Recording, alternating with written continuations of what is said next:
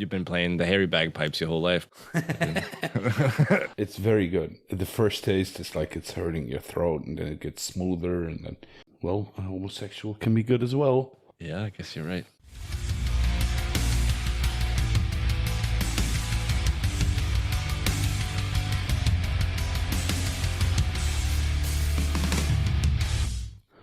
Work for Europe, baby. It's the apex version of this podcast because it's just me and Keith. No Albert. Yeah, Albert's been super busy with all the secret projects, moving into the new shop. We'll hear more about those very soon. Also, Ben Camone is a homosexual. Why? You just mad because he did a good job? No, he did an amazing job. He's the perfect guest. He's really good, but he gives me shit every time for no reason at all. He likes a reaction, and you give it to him. Well, so. Yeah.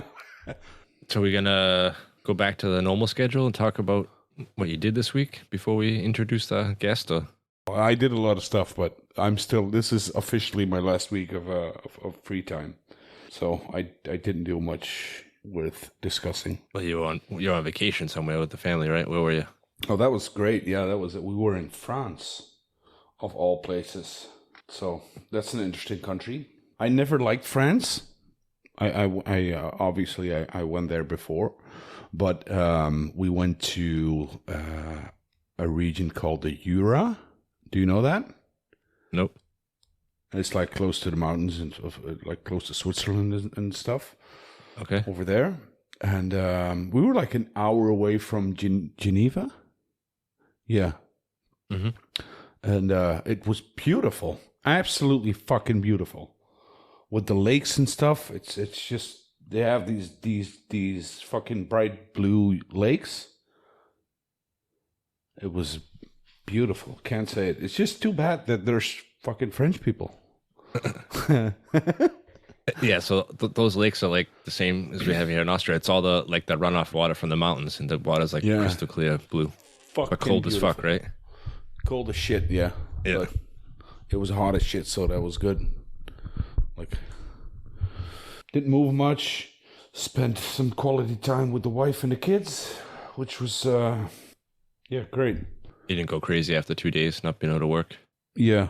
I can't do without the work, but without the, it's like more in my mind, I think. I just want to be, even when I'm not physically working, I want to be busy with something. Like I need to make progress. Yeah. And I don't feel like I'm making progress when I'm in fucking France eating delicious cheese and drinking whiskey. Yeah, you're drinking whiskey tonight now. Is that going to be a reoccurring thing here? You getting hooked on it? Yeah, I think so, yeah. I enjoy it. Whiskey and cigars. I'm just going to act like I'm filthy rich until I am. I never really got the appeal to whiskey unless you're already hammered in the first place and then you drink some whiskey. But you just sip on it. It's not that good. My week was not very eventful because I can't talk about a whole lot of it, but I've been working on the Apollo Forge that I got from the Soligan show. Redoing the stand, getting it all painted up. OG. The original first European version. But I got mine now on the PID controller now, and I got it all tuned in to be running within like 5 degrees. So took it up all back apart. Yeah. You're gonna make a kit out of that, right? I don't know if I'm gonna make a kit because you can't really sell.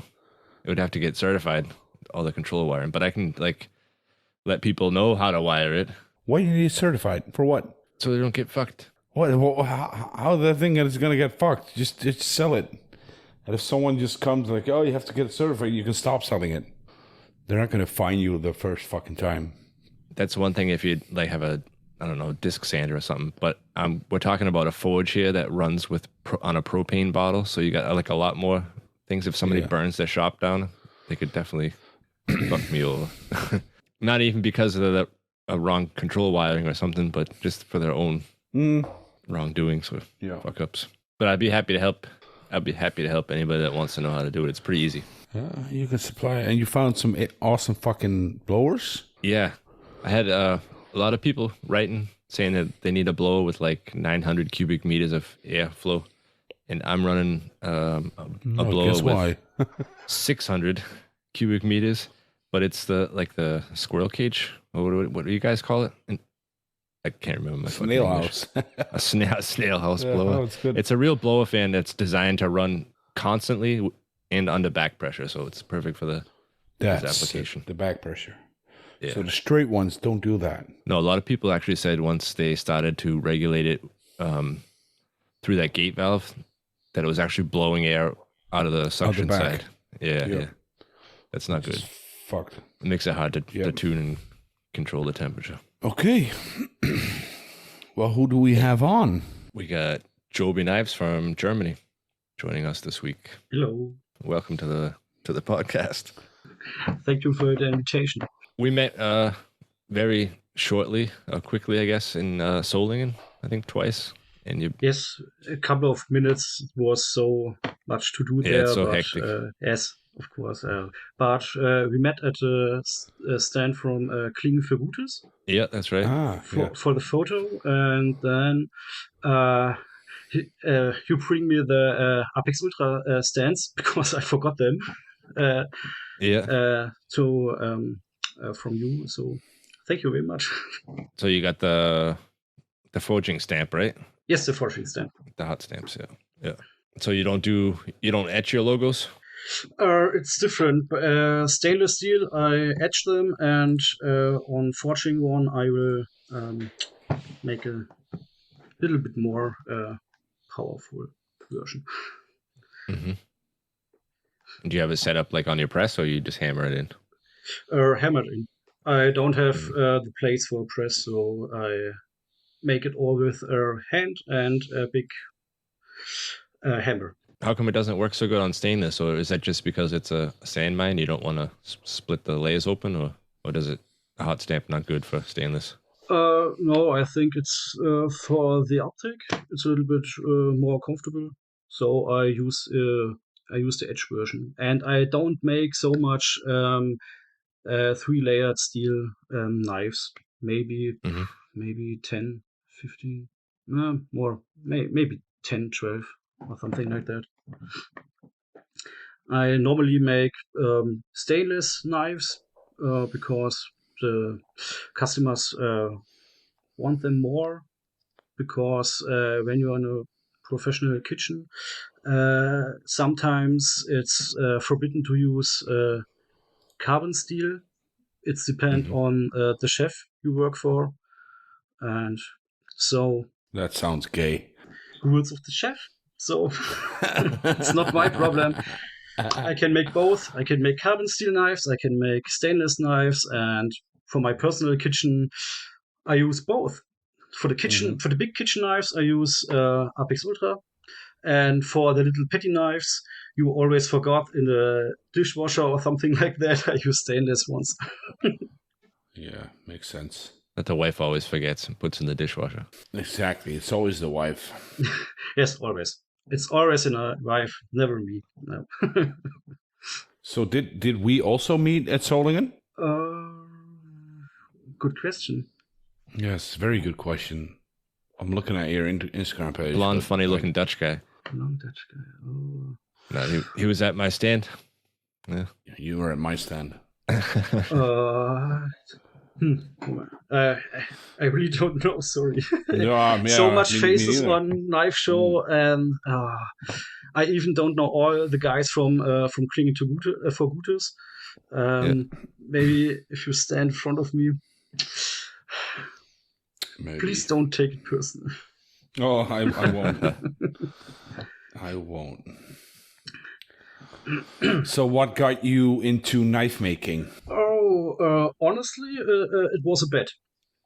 I started my knife making as a hobby because of a bet. My brother-in-law lived some months in Japan, and after he came back, we often made sushi. And our shitty knives always destroy the maki rolls. And sometimes I said, it can't that be difficult to make a sharp knife? And he said, yes, then start. Make a knife, you little bastard.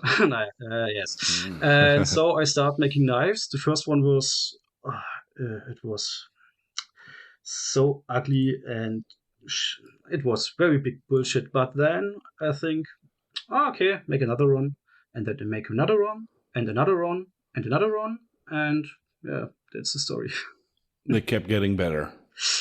Everyone keeps better, but sometimes there was crap too, and you make 20 knives, and 22nd is crap, so make more knives and more knives, and yeah, it's sometimes you spend 30 hours for a knife, you are very proud of it, and in the last 5 minutes you make something stupid and you can put it into the trash.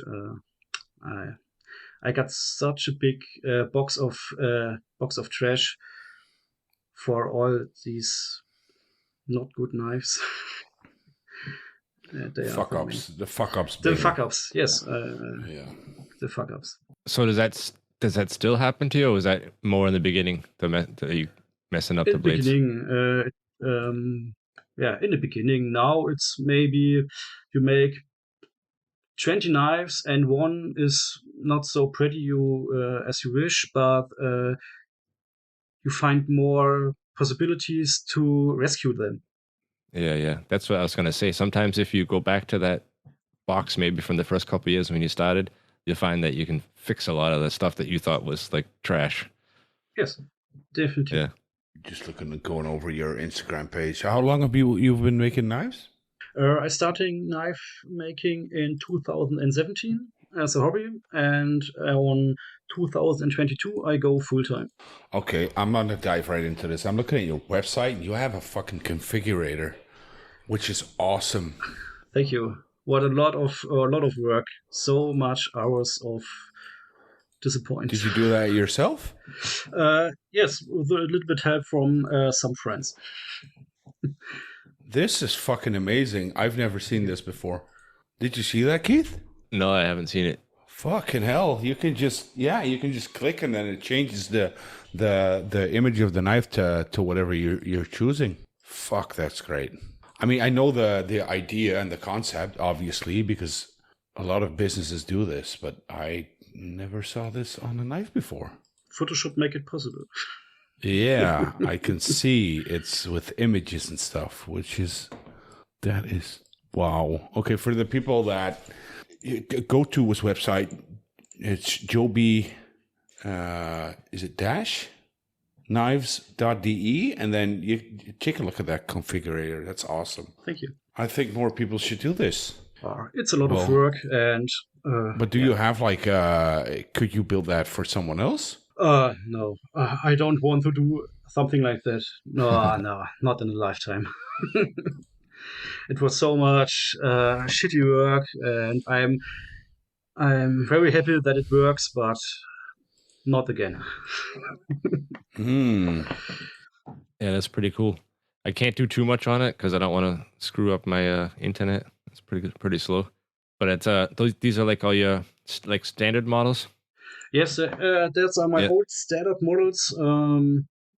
In the next couple of months, I make some new ones, but the configurator will always be there on the website because so much work. I don't set them offline.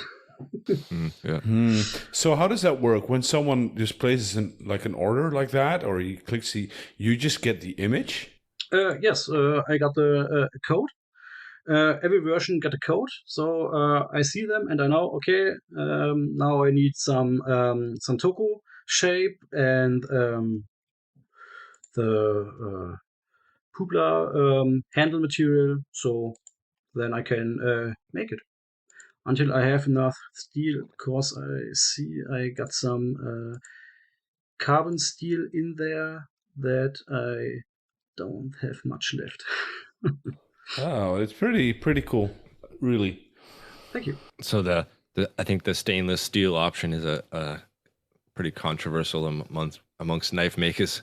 A lot of people either love it or they hate it, and they're completely against it. So, what is the go-to stainless that you work with? AEBL is my favorite because you can sharpen it like a carbon steel, and It's very nice to work with, and I really like this kind of steel. You can also find it in your razor blades. It's the same one. So Mm-hmm. and it's easy for stones for sharpening. I always sharpen my knife with DMT diamond Yeah, like diamond ones, stones. but a normal one don't have this at home. So, but it also works very good. So I think it's a good option for those who want stainless steel. But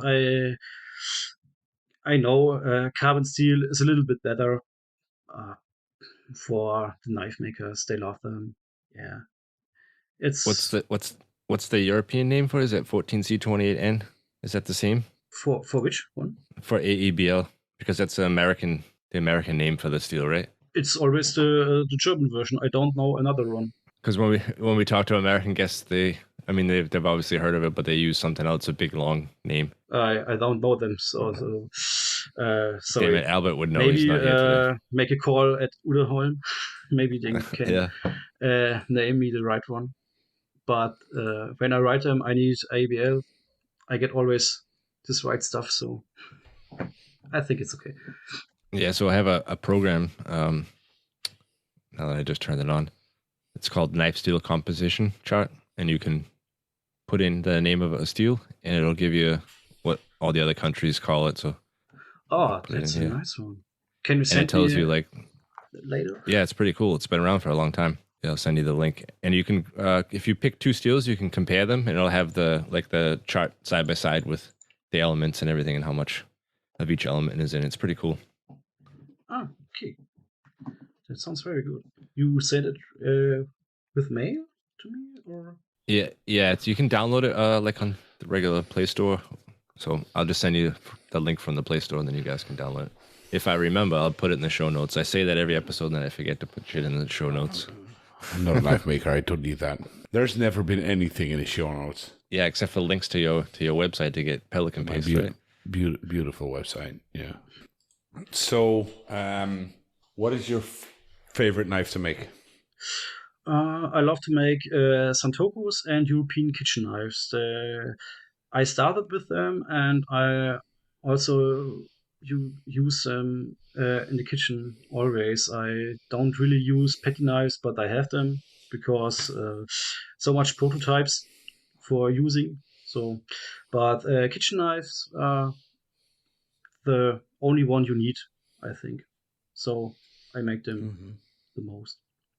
How was the sales at Solingen this year? Did you notice like a lot of people being more cautious with just buying the first knife that they saw, or did you notice any difference between last year and this year for sales wise?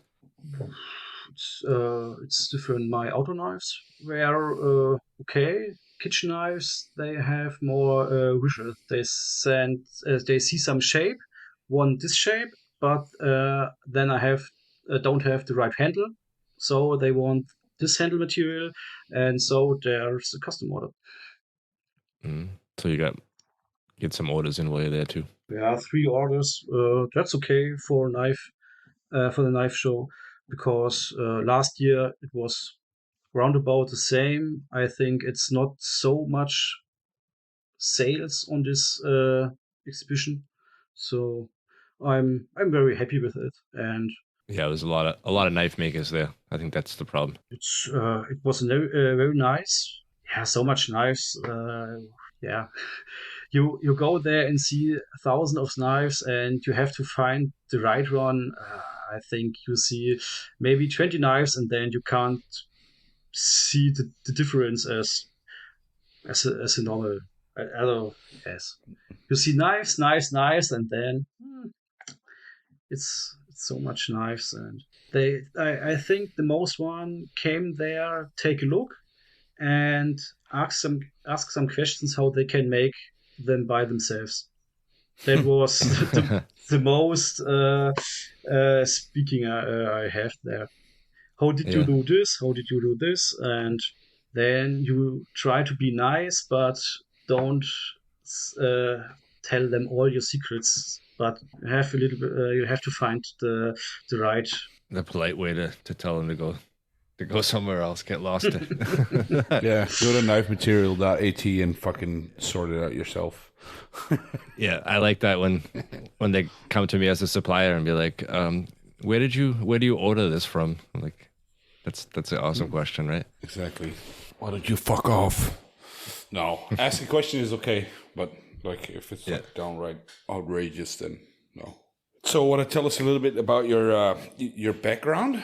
Like, were you always working with your hands, or In the past, I work for something totally different. I work for the fashion industry, Oh Lord! but I can't tell you more about that because I signed the contract, and in 20 years we can talk about that again. What the hell? Really? Yes, really. Now I want to fucking know.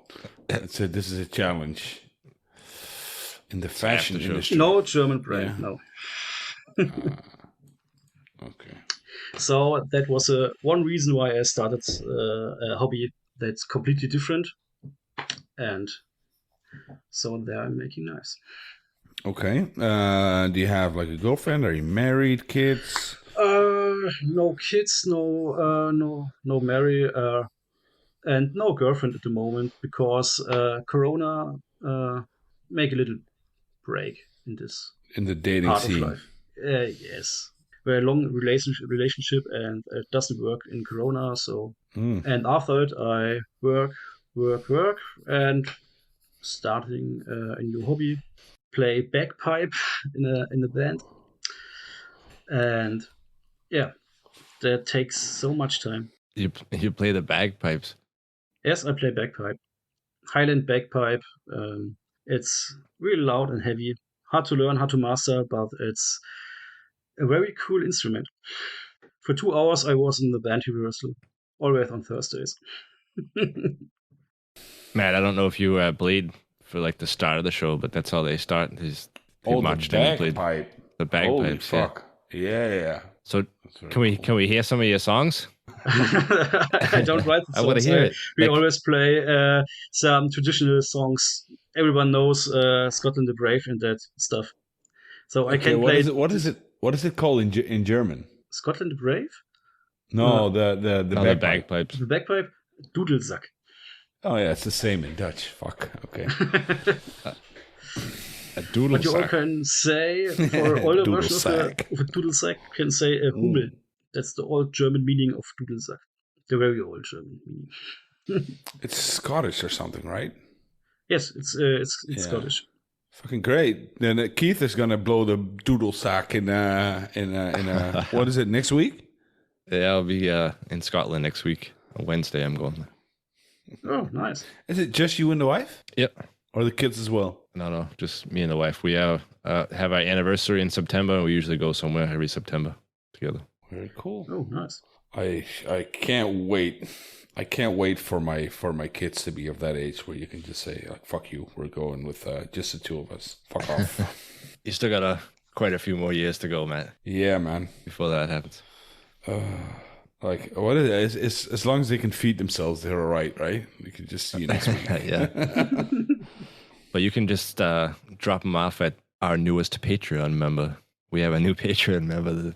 Who is he? Week. Please tell me. Did you know? Maybe you know this guy. Oh, well, okay, tell me his full name. He was the guy that was like giving shit away at the Solingen show. 3 belts for Mr. $10. Freebies. Yes, now Mr. Jan Bicker was newest Patreon member, so I guess now's the chance to go through the list. We got Christoph Stiegler from Kanji Knives, Sven from Njord Addison, Johan Fagerlund from Fagerlund Bladesmith, Travis Haynes from Bird Forge, Roy Rutten, Shay Dachon, Paul Balletta from Balletta Handmade, Coy Baker from Baker Forge and Tool, Pim Von Delft from Von Delft Woods, Mr. Alex Greenway from Trenton Knives, Cardoso Knives, Bob Workman from The Shoe Shed, Richard Schultz, Fingal Ferguson, Oliver Tobin from Tobin Machines, Cochrane Knives, and Jan Bicker, the newest member. Wow. So thanks everybody. Those are all like celebrities. The show. Yeah, I'm gonna have to shorten the list down and just do like first names or something. It's getting long. And also, you've grown so much, you can actually say artisan now. which is I already read it in my head like 5 times before I say it though, every single fucking time. Elon Musk would say artisan like you. Yeah. And then have a small pause afterwards. And then go check his bank account and sees that there's still like a gazillion dollars on there. Yeah, that's where we differ a little bit with the bank account. A little bit. So where do you live, Job? Where do you live? I live in the city of Mainz. Mainz. What's called Mainz. It's near of Frankfurt. That's not too far, man. Maybe 1 hour. Not too far from you. That's like, a little over an hour. Yes, roundabout. About 8 hours from me. I think I've been there. Yeah, I've been there. Beautiful city. It's very nice. So you mentioned before that you worked on the charity project with us. Do you do other charity projects like that often, or? No, it was the first time because I never could ask for something like that. So I'm really happy that you asked, and for the next time maybe I'll be there. So you're a customer of Keith for a long time? I last checked, I think 2023, the first time you ordered. You've ordered a couple of times. You usually get G10. A couple of times you got some wood blocks. I think my first order was the first version of Apex Ultra. But I don't know when it came out. Maybe in... yeah, I couldn't say that anymore either. The first batch of Apex Ultra. Maybe in 2021. Holy shit. Keith, get your fucking facts straight. Yeah, I can't fucking remember what day it is. No. But we did get the new version of it. Now we got 2.5 and 3.6 millimeters for people that are doing stock removal. Oh, cool. That's great dimensions for a full tank knife. Yeah, Alex Greenway, Trenton Knives just ordered. He asked me if I could cut him some of the 2.5 millimeter, 70 millimeters wide. So he's gonna make some Santocos. It's nice. A lot of hand sanding though. So I hope he's got his belt finish game down. Oh yeah. Apex Ultra is grinding and grinding and grinding, and the next day you grind and grind again. It's like a breeze to hand sand, right? Oh, I like hand sanding. Maybe I'm the only one knife maker who likes hand sanding, but I really like hand sanding. Yes, so it's not necessary. Holy shit, you're a weird guy. When I hand sand, I can hear audiobooks. So I hear a lot of audiobooks when I hand sand. See, smart guy. He reads books. No, I hear them. I don't read them. Same. I can't. What's the latest book you've heard? The latest one was something about the Roman Empire. Oh Lord, this is getting interesting. About the way from their latest king to their first republic. I have no idea which one that is. It's a long time ago. Pluribus Superbus or something like that. I don't mean the Augustus and Caesar, not this one episode 500 years earlier. So it must be a long book then. Yes, 7 hours. 7 hours. You should try the fucking Bible. I had a lot of time where I hand sand my knives. So yeah, of course. I like it very much when I don't hand sand knives, obviously, but when I'm welding and I just put books on and go, and the days just fly by. Oh yes, there are so many books when you work all day. So. Any other cool book suggestions? I have to think about it. It's always Knife Steel Nerds. Do they have that on audiobook? Oh, what? No, I have this kind of book. I'm sorry, but I know what you mean. But I don't have it in my Spotify list at the moment. Matt, you should work out a deal. I think you should be the voice for the Knife Steel Nerds audiobook. Oh no, that was horrible for all the listeners. Yeah, but so like that is a book that would be really hard to listen to, I think. Yeah, but you can just do like checkpoints or like the heat treats for different steels, and you jump back and forth to them. What's the latest book you've read, Keith? Knife Steel Nerds, actually. To be honest with you, I don't The read. only one. I can't fucking. If I read a book, I'll be like halfway through the chapter and then not even remember what I was reading. What about listening? Again. Did you try listening to a book? No, I haven't. It's the fucking podcasts that keep you busy. I basically just listen to podcasts, but recently I started putting music on again, and it's nice to break it up instead of just listening to people. What is your favorite podcast?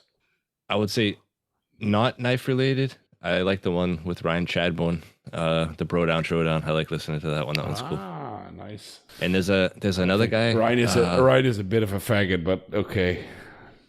There's another guy. I can't think of his name, but if I say it, you'll probably know. It's called The Art of Not Giving a Fuck or something like that. The Art of Not Giving a Fuck? The Subtle Art of Not Giving a Fuck. Wait a minute, I'm gonna look him up.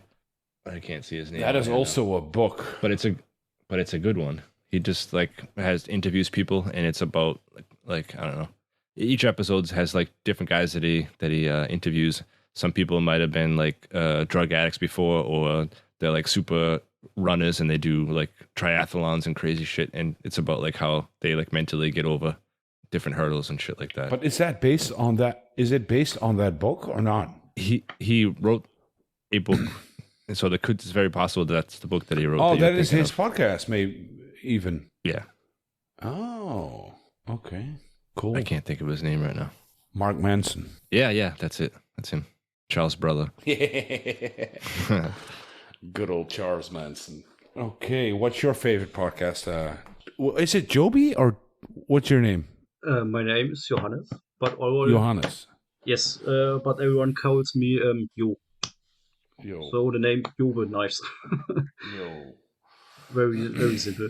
To be honest, I don't listen to podcasts so much. I have only maybe two podcasts I hear sometimes, but not every day. So I don't have so much knowledge about this kind of stuff. I always hear audiobooks and hear music. Then that's the only thing I use Spotify, and I don't listen to music so much. So yeah, I make music. I don't listen to them. Yeah, I was just gonna say that's odd for somebody who makes music. So can we hear your music anywhere? Like, can you find it online, or are you just doing it for fun? You can find it online. The band is called Heidelberg and Districts Pipes and Drums, and there you can see the band. But I'm relatively new there since 1 year, so I can't play with the big ones because bagpipe is really, really difficult to learn and to play. And maybe in 1 year I'm ready for a gig. It's like it's very heavy to learn, and you need so much breath to get a tone out of this piece of wood and bags. Wooden bags. Bags. Yes, bags. Yeah, bags. That was the word. Bags. Oh, bagpipe. Yeah. Yeah. But they play always the traditional songs, so you can hear them on YouTube. From other bands, they all play the same. Maybe 20 songs, roundabout. I don't even understand how that fucking thing works. You blew, and sometimes you get a tone out of it. And sometimes. So, do you know a lot about that instrument? Like, traditionally, wasn't that like made from like stomach or lining of some animal or something? This bag. My one is from a lamb, but it could also be from a bigger sheep or some goats. So it's still made from that. Yeah. It's made from animals, yes. But I think you can also buy a plastic one. Why the fuck would you do that? but the pros say you don't get the tone from a plastic one. Then you need a really one. Yeah. So Yeah. take a lamp or a goat. Yeah, it's not for vegetarians. I think it's perfectly fine to kill an animal to make something like that. When you eat the rest of it, Of course. then it's okay. Never kill an animal for the fuck of it, but I don't have an issue with animals being killed. Keith does. He's a vegan. Yeah, right. Oh, really? Yeah. The energy drink I have right now says vegan on it for some reason. I have no idea. I just noticed that showed up on there. Why the fuck would they put that in there? Yeah, like, I don't know. That's crazy too. Is there even such thing as like an animal product drink? That would be kind of gross, wouldn't it? I don't know. Like a meat drink? Animal product? Well, you can. Milk is also an animal product. Yeah, I guess you're right. Do you know if there's any animal products in pelican paste? I hope so. I'll if it like okay, let's do it. If there's not any in it, the European version will have Really? something. Yeah, I'll put some animal in there. I'm looking on my bottle here. I don't see anything. And Travis Haynes is going to cancel his sponsorship now. Why? Matt's going to just grind up some beef and throw it in there for the hell of it. Yeah. It's just non-vegan. So, what else is going on? Do you have any big projects coming out? You doing any collaborations with anybody or something you want to talk about? At the moment, I make a complete overhaul of my website because there will be a big new outdoor knife section. I'm working on it, and at the moment, I try to include some summer sale from maybe 5 or 8 knives I got left from the knife show, and some serious knives they went out. So maybe in the next days I post something on Instagram, and then you can see it. Some, but they will be all stainless steel knives, so they got on sale from maybe around about 500 euros to 350. So I get them out of my storage. Do you do that often? If you got knives hanging around for a while, you put them up, No, it's the first like time. reduce the prices? Okay. It's the first time because I don't have any place anymore, and my workshop is not so big. So, and the new ones need place. So get out of it. Well, Yep. I mean, it's good to like even like making a little bit less money on it is better than not selling it at all. So Yep. Yes, I think so too. So are you doing everything by yourself, or do you have any help in the shop? I make everything by myself instead of the leather sheets they will come up with the outer knives. Here, it's a big shout out to Martin Huber. He helped me finding the right person to make them. So a big thanks to that big, nice ginormous boy. asshole. It's a very, very nice big boy. He's okay. He's okay. Okay. Did you sign up for the knife show he's putting on? Not until yet, because maybe I'm at the exhibition at the same time in another place, but I will see. Maybe not, because I don't know the date for the other one at the moment. So I have to wait for some emails. But I think it's a very nice idea what he makes there. So Is there another knife show, a specific knife show, or are you going? Is it like a hunting show or something like that you're doing? Or are you thinking of doing? a hunting one, a hunting and crossbow stuff and like that. And knife sales do good there? At those kind of shows? I'm the first. I will be there the first time, so I don't know how it works, but we will see. I'm trying my best, and then we will see what comes out. I would imagine it would be. I mean, it's a good combo. That whole outdoor hunting, crossbow, knives. Yeah, and you're not competing with like 20 or 50 other knife makers. Exactly. Yeah. Yes, when you're the only stand there, maybe your knives look a little bit more interesting. Besides the other 20 Yeah. knife makers. Yes.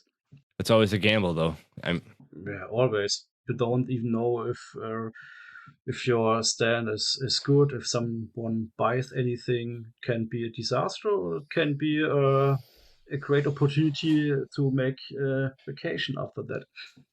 But hunters like to they like to have like good equipment and shit. So even if you don't sell something at the show, you like planted the seed. They know that you exist. They maybe take a card and who knows, talk with their buddies about it, or they might call and place an order. Yes, that's a step forward. So at some it's point. always Yeah, a win. yeah. Yeah, it can never hurt to get your shit out there, even if you don't sell like a shit ton of it at the actual show. Especially if you're not far away, if you're local to the area, I think that's a good selling point too. People know that they can come back to you, or they can come back to you to have their knife sharpened. Or the best one is like their wife has a birthday in like 2 weeks, and they come to you, see if you can finish that knife in 2 weeks because they remember you from a show. Those are awesome orders. Did that happen to you? Oh yeah, you must get it all the time too. So other than the website that we talked about, you're on Instagram. Do you have any other social media that you're on, or where can everybody find you and check out your knives? I'm starting to work on a Facebook page because it's I need to do so, but I make some advertising with Google Ads sometimes, and at the moment I learn a lot of more socializing because in private I never use social media, and now when you go full time you have to do social media, and yes, I'm learning a lot of from this theme at the moment. So why don't you use social media privately? it takes time, and when I want something, I take my phone, call my friend, and then Yeah, but is it like you've never gotten to it, or like privately? I never use them because I don't need them. No one does. I got a telephone number from my friends, and that's enough. You call them, nice. say what you want, and then you go out for a beer, and that's it. That's kind of weird these days, right? Maybe. I mean, I agree, but see, I get the opposite. Like if I do an ad, like I did Mesa magazine a couple of times, and then you get people who don't use social media at all, so they have no other way really to find you unless they just did some random Google search and got you. But I've had like people call and say that they have no internet. Can you send me like a catalog? Which catalogs haven't been made for like 15, 20 years, I think, most companies, which is a strange request. But yeah, it's always good to find new avenues to fucking make a catalog, get your name out.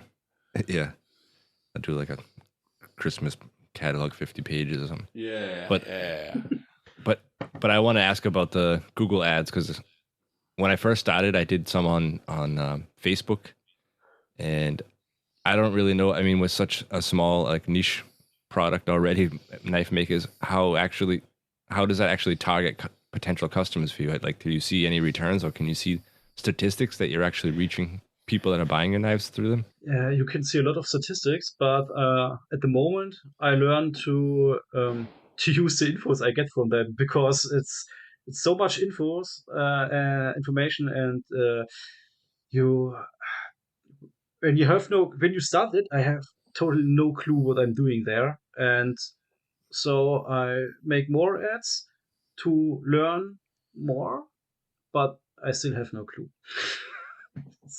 it's Yeah, but you can. How does that work? Can you like pick the like age group and everything that you want to target, or so you just basically randomly right now you're kind of testing it out? It's like a little bit like your advertising at Instagram. You started advertising, and then you see what works and which one don't work, and then you pick the right one from your advertising and put it into the next, and then you see what works and what not, and then you take this one that works to the next. It's a little bit like a puzzle. Yeah, but what are you targeting choice? Like you pick age group and that kind of stuff, or Yes, how does it work? age group, male, female, interesting stuff like fine dining or cooking or barbecue or Mhm. the country, um, the age, this ones, and then you got one more puzzle piece and one more puzzle piece, and so they gets more effective.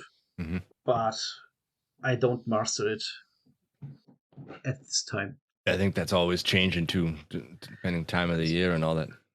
Oh yes, it's always changing. They always and you find out the keywords, and then when you have them, they change it. It sucks a little bit. Yeah. So it's like a race, but at the moment I don't win. Have you done advertising like that before, Matt? No, I've never advertised anything. The people just come to you. Point blank. Well, I had Mr. Housemaid, so I didn't need to. Good advertising. Yeah, right? That is how I saw it. European style. Holy shit. That came out of nowhere, you fuck. Jesus Christ. So at the moment, my biggest selling point is from friends, heard from a friend, and then they came to me. So Yeah. the advertising is just a start. Like you start finding resellers for your stuff. Do you have some of your knives in local shops and stuff too? In the past, I have 2 shops, but they close. So Okay. not anymore. After they put your knives in, they Yeah, of closed. course, only of that reason. They see you just no, go to hell. No, it's yeah. Some store in the city won't live anymore longer. So they. But did you get all your knives back? No, you sell them to them, and then it's not your problem anymore. No, I mean like when the stores closed, did you ever have like problems where you didn't get your knives back because they closed, or? No. When you sell them to them, and then they pay okay. you, and Yeah. you don't have anything to do with this knife anymore. That's the best way to do They it. can Right? do with that what they want. That's good. Like so right now that sale you were gonna do because you had a few that weren't selling. That's where you bring them to the shop, sell them. Yes, they got good conditions for this one. That they buy it at the moment they get them, and then you can make the next one. And if they want to have more, they call you, and then you find a way for new knives for them. That's good for you. That's kind of shitty for the shop though to invest. If they're buying a lot of knives, that's a lot of money to invest. It's maybe a win for me and maybe a win for them because they can define the price of this knife. When they sell it for 3,000 euros and I sell them for 500, they got a big win. Yeah. Well, you got to watch that and see if they can sell you a knife for $3,000. Then that just allows you to raise your prices up. People are paying it. That would be nice, yes. But I haven't sold a knife for 3,000 euros. No, I don't sell them for this price. No, not at the moment. Not yet. Not yet. Almost there. Maybe someday. That would be very nice. So Matt, did you already build a knife that you want to buy from him? If I found the knife that I want to buy from him? No, did you use the configurator and put together your dream knife? Oh no, I wasn't. I'm not on the website anymore. But I did on his Instagram page. I did find the knife that I want. Yeah. No, which one? The third to last one you posted. Third to last. A moment. The 3-layered knife with the what was it? Stabilized bog oak. This one? Yes. Okay. That's a very nice one. I like it. I like it. The seal was made from Martin Huber. For Martin Huber? No, from Martin Huber. Oh. Okay. He made it for me. He's nice, big boy. So that's not your knife? He make... Martin forged the steel for him. Yes. And then he made a knife out of it. Yeah, okay, get it. Sorry, I'm being an idiot. Nice. So what do you guys think? Is that a show? That could be a show. That could be a show. We got an hour and 10 minutes, and then a little bit before that Albert's going to do his magic, put something together for us. Yeah. Yes. All right, guys. Go check out Johbe Knives. What's the website again for everybody? Johbe JobeKnives.de. DE. And Instagram and soon to be on Facebook. Yes, I start making Perfect. Facebook ready. I need more pictures and texts and stuff like that. I'm working on it. Yeah, pictures are tough. I hate picture taking. He's doing He's doing a good job. good job on it. Yeah, gotta say, it looks very neat. Thank you. Yeah, thanks for joining us. Thanks for having me and the invitation. Yeah, anytime. And hopefully next week the three of us are back together again. It's been a while. Actually, next week I'll be in bagpipe country, so that won't work either. Yeah. Just gonna be me and the philosopher. That's it. All right, guys. We will talk to you next week. Bye for now. Yeah, fuck off.